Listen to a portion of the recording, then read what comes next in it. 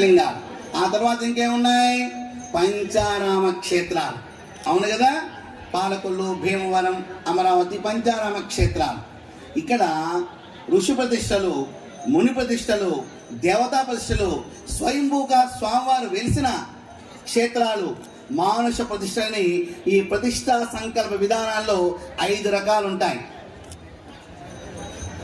కలియుగంలో కృతయుగం రసలింగార్చన చేసేవారు, త్రేతాయుగం రత్నలింగార్చన చేసేవారు, ద్వాపరయుగం సాక్షాత్ కృష్ణ పరమాత్మ స్ఫటికలింగానికి అర్చనాభిషేకాలు చేసేవారు.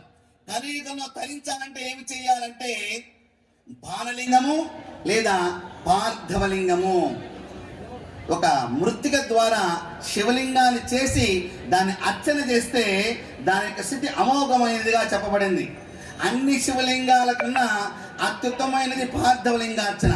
పార్థవలింగార్చనలో 32 రకాల పార్థవలింగార్చన